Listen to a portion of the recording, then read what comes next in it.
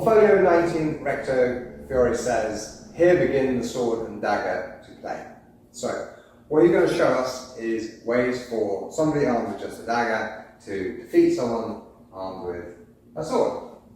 And the guard position is shown in Tentishin Gara. He calls it the board's to Tentishin Gara. And from this guard position, it is opposed by someone holding the sword to thrust and someone holding the sword up here to cut. So, the second play we see on this page is a defense against the thrust. So the thrust comes into the body. Okay? And as that happens, I do a tornare, bringing my front foot back, enter into control the weapon, and now we're at my range. Okay? See that again. And the key to this is that tornare is not a full pass backwards, which means your feet don't pass each other. So this means I can step in and get control of the elbow with one single pass.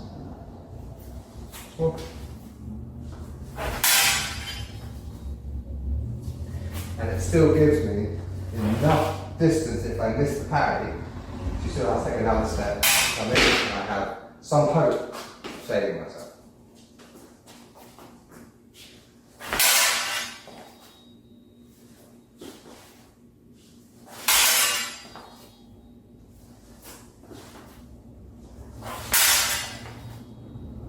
And of course, if I'm left-handed, it's the exact same thing,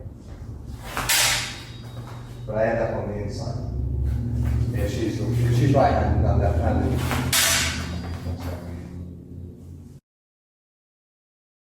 The third play on folio 19 Recto is the counter remedy that the person with the sword should do against the one defending against the thrust. And I get to the outside, clearing the elbow, pulling the sword back, and I have range. And I'm putting her body between me and the dagger.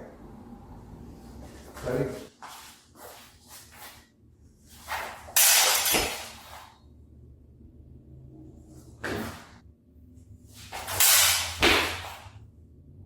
So if I attack as a left-hander, and she comes in, my right hand's going to go to the elbow, and it's a little more awkward, but I am still in a reasonable position to do horrible things. So from here, there's the thrust.